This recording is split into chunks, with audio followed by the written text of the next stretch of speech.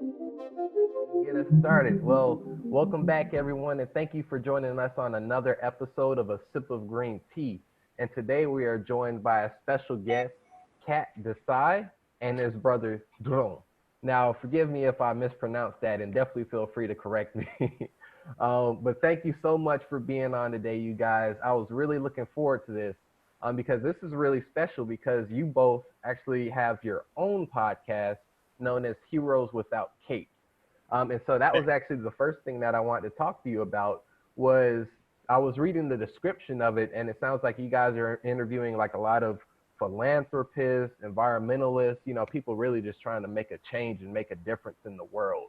And it looks like you started pretty recently, and you have 4 episodes up now, and one of those episodes actually featured our CEO, Angelou. Um, so I really just wanted to ask like about the backstory of that podcast, what gave you the idea for it and how did you, bring that idea into fruition? Right. So, first of all, thanks a lot for having us on your podcast, Cameron. It is a great pleasure to be here. And so, I'll tell you about the podcast. How it started was both of us from very young age. Our family values have always been in the way that they've taught us to give to others before we use it for ourselves. So when we're driving the car, if we see someone by the road who's hungry, who's looking for food, the first my first action would be to try and help him or her, whoever is there, and then later on help myself. So that has always been part of our family values, helping others before we help ourselves. So I was really looking at how I could help people, and looking at the whole social entrepreneurship scene, very interested into it from a very young age. So then I because of the the coronavirus situation, very recently, I was reading stories about how people are going out of their way to help people with food, help people with other basic necessities, and really trying to do their bit to help lessen the effects of the pandemic. So I was reading that and I said there have to be more people who doing it even outside this pandemic. So there has to be like thousands of such inspiring stories that no one has heard of before. So I said, and podcast is, I think, one medium which is getting really popular with the people nowadays, because it is long format content. It is comprehensive in nature, while you can still listen to it while you're cycling, while you're running, while you're exercising, while you're in the car. So it's become a really convenient form of consuming information, consuming media. So I said, why not start with a podcast where I try and share these stories, these inspiring stories of people who are helping to try and make this world a better place for all of us.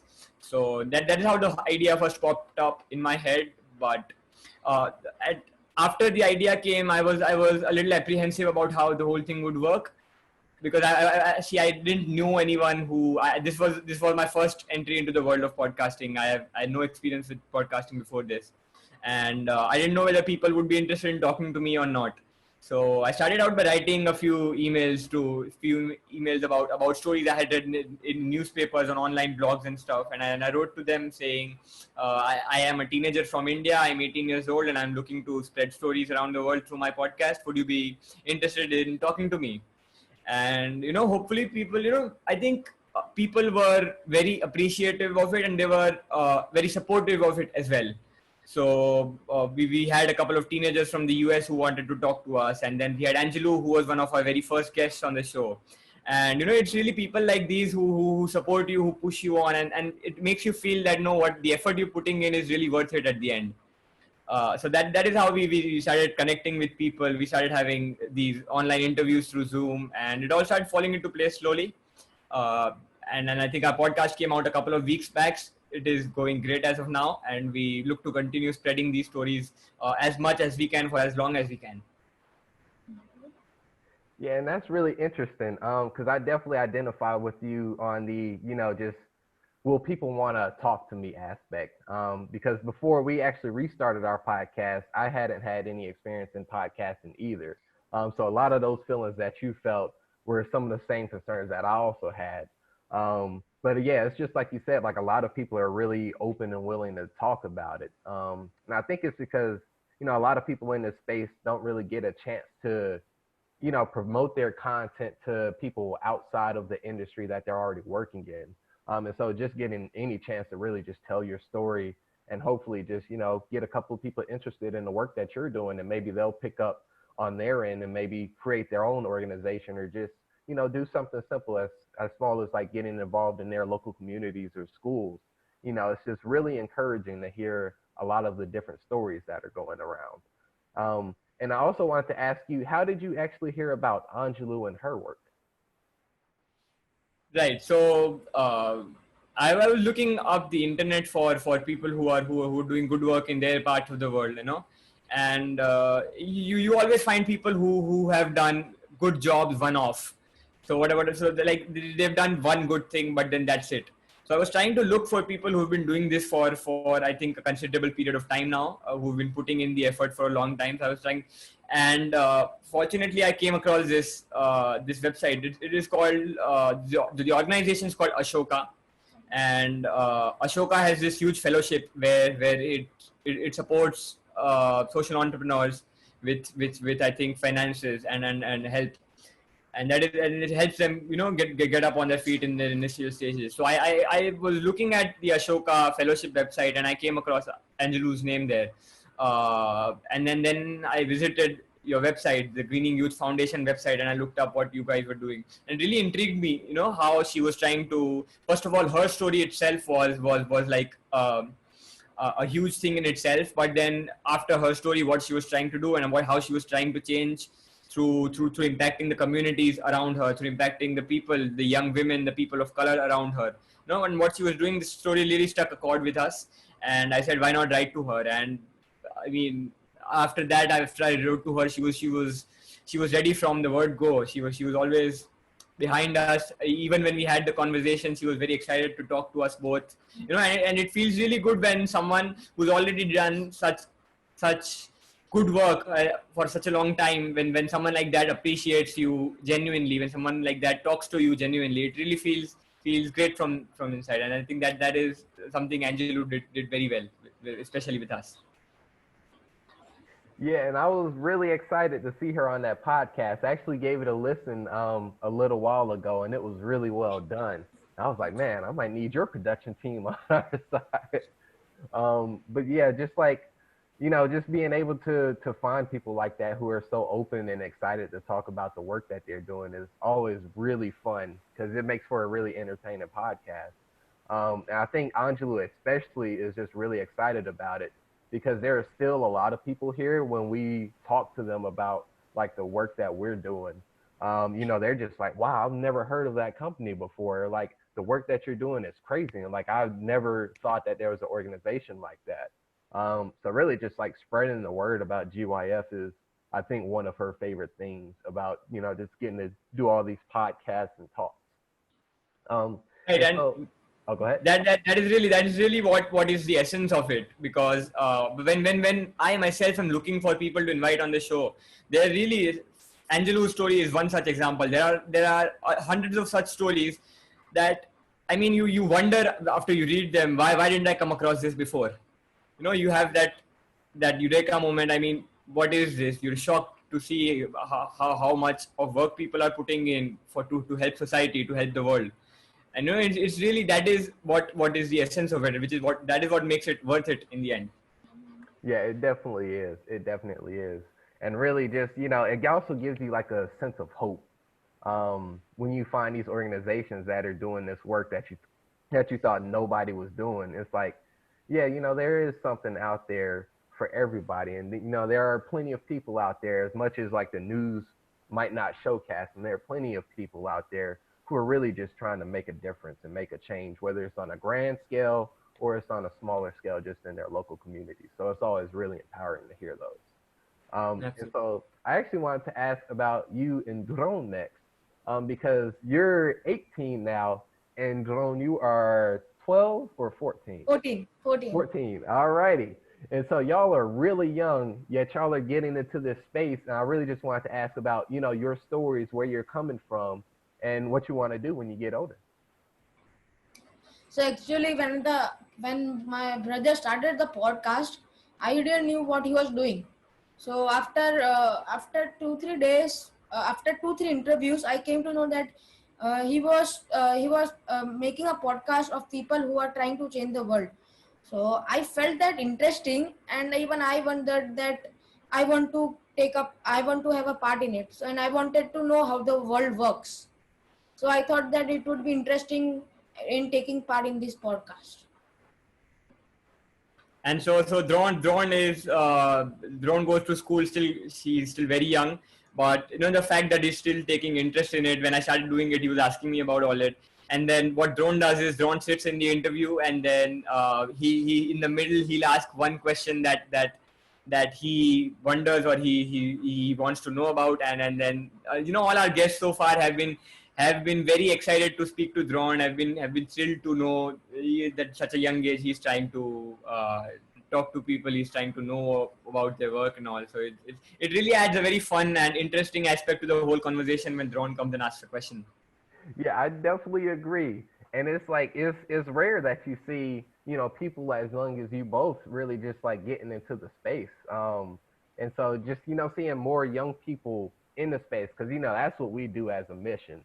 So it's always incredible to us when we see people such as yourselves, taking charge, taking the horn, and really just trying to promote and encourage these spaces to grow. And also, I wanted to ask, what are you studying in school, and like, what do you plan to do, like, career-wise? So career-wise, I am playing professional cricket. So I want to represent my team, my country, by getting selected in the Indian cricket team. And I even want to make my career in music as a professional drummer, and want to make a professional band. And along with this too, I want to even become a pilot. Awesome. Those are some really, really cool career goals, and I wish you the best of luck in those. And so I think Thank I you. can actually use those to transition over into your band, because that's also really cool. And I believe you are in the youngest metal slash indie band in India. So I wanted to Correct. ask you about that, and it is called the Blood Brothers. And Correct. you've all been making music for a year or two now, correct? Correct. A couple of years, I think. So give you a little background about the band. First of all, the name of the band, Blood Brothers. Firstly, it comes from the fact, of course, that we are both brothers and we are both playing in the band. But also, it has a deeper significance in the way that we thought about it. That everyone around the world who listens to music, who loves music, who's part of music in any way, we're all part of one big family and we're all blood brothers. So it is like a symbol of strength, it is a symbol of unity. That is how we wanted the band to be positioned. So that is how Blood Brothers came up. And it is the name of a song of the band Iron Maiden. And the reason we decided to pick that as the name is Iron Maiden is one band which has influenced us a lot. We've been listening to Iron Maiden music since we were, I think, about 3-4 years old, both of us. And the reason why Iron Maiden, what sets it apart from the other music that is out there is really the depth of the lyrics. If you ask for my personal opinion, I feel that lyrically music has been deteriorating now since the past many years. All the crap that we see nowadays really lyrically isn't worth putting in the time and effort. Yeah, I And definitely agree. what Iron Maiden did to us at a very young age is, it made us realize a lot of things that we couldn't even probably think at that age. So when we were, there are lyrics that, Blood Brothers is one such song. I mean, so when you listen to Blood Brothers at the age of 7, at the age of 8, I mean, that is a different thing altogether as compared to when you're listening to Despacito at the age of 8. No offense. I mean, I respect all those musicians around the world who are putting in the hard work. But lyrically speaking, I think Iron Maiden has a very strong foundation, a very strong base. And it is one of the reasons that we're doing what we're doing. Iron Maiden has a huge role to play in it. Got you, and that's awesome. And I listened to some of your music, and I was really impressed. And I wanted to ask you, so Khyatt, I believe you got into playing the guitar at 10 years old, so you've been playing it for 8 years now. Yeah. So do you also want to, continue this band in your career and just like, make a thing out of it? Correct. So I've been, like you said, we've been playing for 8 years now. I've been playing the guitar for 8 years now. I also sing in the band, so I'm the vocalist of the band as well. We had an album out last May, and very recently we released a song called Hope, which premiered on the radio in the US, and we did very well. So the hope was written keeping the current pandemic in mind, because hope is really one thing that gets us through all these problems. No matter how big of a problem we are having, no matter how big the crisis is, one thing that always gets us past the bad times is hope. And we felt everybody at that point in time needed hope. So we wrote a song called Hope, and what we did with the song was that the money we made out of it, the revenue we generated, we donated the double of that to our country's COVID relief fund. So I mean, whatever small bit we can do to help others, to give people hope in the literal sense of the word, we try to do that. So so the music is going good as of now, and I look to continue playing the guitar and playing with the band and making great music with the band. And as far as career is concerned, I don't think I'm looking at it that way as of now. I'd love to make a career out of music. I'd love to, be in a huge rock and roll band. Blood Brothers makes it big.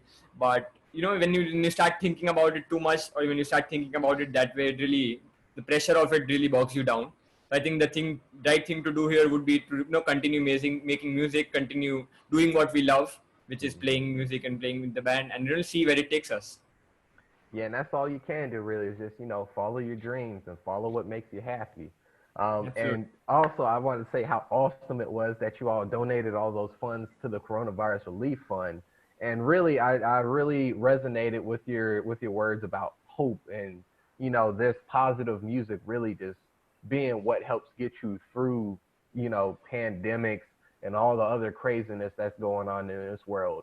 Because I think for most people alive, they would say that 2020 has been like the craziest year that they have probably ever experienced. And so just, promoting hope and really just trying to make people feel better, whether that's through music or donations or really just, making those small connections in your everyday life it really does make a huge difference. In drone, since you play the drums, I wanted to ask you, when did you get started on those and how do you like playing them? So I started at the age of 5 when I was small. So what happened that in my house there were lots of pillows. So I had 2 sticks in my hand. I started playing and moving my hand on those pillows. And my father thought that I had some interest in playing drums. So once he bought a small set of drums, and when I played those drums, all my family members were astonished that how well did I play. So starting from that, they also gave importance, and they also were interested on how interested and I am. And right now I'm having a very big drum kit, which is very professional, and they think that maybe if I keep on playing like this, I can be a very good music player. Yeah, you definitely can be. You definitely can be. And I wouldn't be surprised if you were like the world's youngest drummer at this point, because 5 years old when you started playing, that is incredible. And I think we'll actually be able to link a couple of your music videos and your music channel in the video description so that people watching at home can listen to your music and really just, feel the joy that you guys experience through playing. And Yero, I want to ask you, do you have any questions? Yeah, I definitely wanted to delve into their music a little bit further. What specifically is the culminating inspiration that kind of brings you guys to want to share your music with the world? I know you guys have a voice in a podcast, but I make music as well, and I actually spend a lot of time engineering. I think it's super important to kind of make that connection with inspiration and how it translates. So what have you guys found, and what has been the response to you guys' music thus far? Correct. So, Yero, I think it is the whole process of making music. You are an engineer, like you said. You must know from the first moment on when you have like a little song idea in your head, to the point where you start recording it, to when it ends up being a finished song, to when you get it to people. I'll tell you about our most recent song, like I talked to Cameron about, the song Hope. uh, when we released the song, it premiered on the radio in the US, and we sent it out to families and friends, relatives, all those people. And what really makes you, what really touches you when you're making such music is the response that people give. Not necessarily, doesn't have to be overwhelming. It doesn't have to be thousands of people texting you saying how good your song is. Just those 5 texts from the people who that matter to you, and just those 5 people appreciating you about how great your music sounds. Like, I'll talk about us. We live in a joint family. We have 8 people in our house. So the first time our family is listening to our music, to see the joy on their faces when they listen to what we've made, that is really what gets you to make more, to get up every day and try and make more, try and do that extra bit to get better at what you're doing. The whole process of writing songs, getting them out, and then people around you loving them, that is what drives us to keep on making music every day. That, I hope that answers your question. Absolutely. It definitely does. One more question. Is there any way that you guys connect music and nature? Sorry, I didn't get your question. Could we go over that again? Do you guys work specifically together with you and your brother to connect music and nature? I know a lot of the people that you guys interview are related to uplifting people and doing beneficial work. So I want to find a specific way to definitely connect music to the positive outreach of what you guys are doing as well. Nature being one thing, and anything. I see that you guys made an effort to donate to the coronavirus relief, which is huge. But when it comes back to the environment, what can you guys do musically, creatively, or even with your podcast to ensure that nature is always being protected and the environment is also being taken care of, because that's overall what's affecting this?